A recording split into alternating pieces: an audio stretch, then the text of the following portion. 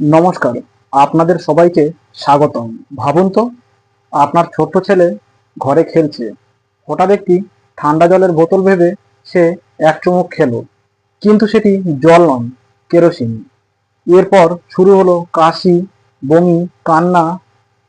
পরিবারের সবাই ভয়ে দুধ খাওয়াতে শুরু করলেন, কেউ বা আঙুল দিয়ে বমি করানোর চেষ্টা করলেন। কিন্তু এই ভুলগুলো শিশুর অবস্থা আরো বেশি মারাত্মক ক্ষতি করে দিতে পারে।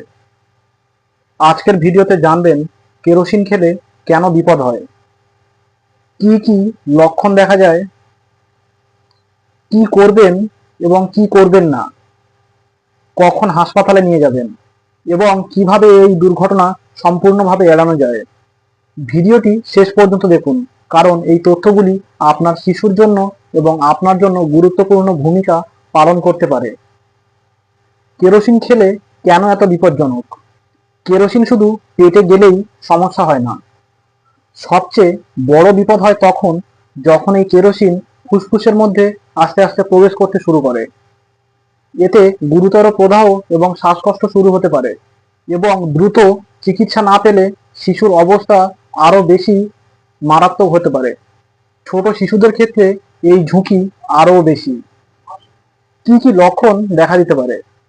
কেরোসিন খাওয়ার পর যে লক্ষণগুলি দেখা দিতে পারে সেগুলি হলো মুখে বা শরীরে কেরোসিনের গন্ধ, কাশি শুরু হওয়া, দম নিতে কষ্ট, শ্বাস প্রশ্বাস দ্রুত নেওয়া, বমি বা বমি বমি ভাব, অতিরিক্ত ঘুম ঘুম ভাব, অস্থিরতা, ঠোঁট বা নখের নিচ নীলচে হয়ে যাওয়া, কয়েক ঘন্টা পরেও জ্বর হতে পারে।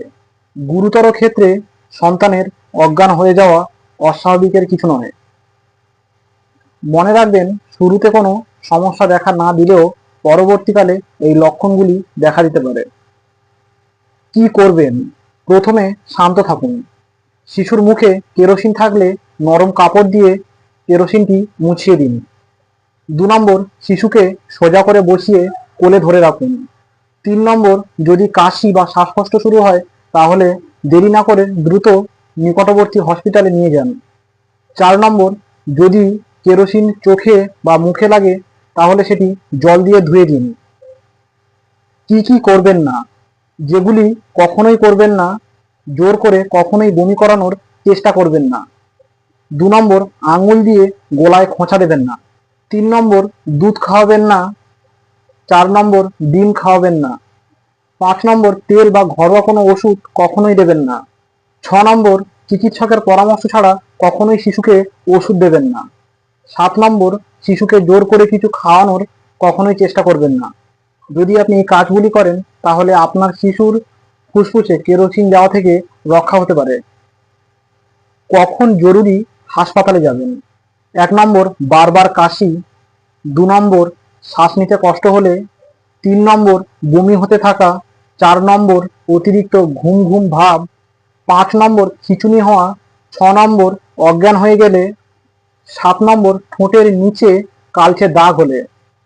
এই অবস্থায় বাড়িতে বসে থাকা খুবই বিপজ্জনক হতে পারে, তাই একদমই সময় নষ্ট না করে অবশ্যই দ্রুত হাসপাতালে যান এবং চিকিৎসকের পরামর্শ নিন। কিভাবে এই দুর্ঘটনা এড়াবেন? 1 নম্বর, কেরোসিন সবসময় আসল বোতলে রাখুন। কখনোই কোমল পানীয় বা জলের বোতলের মধ্যে কেরোসিন রাখবেন না।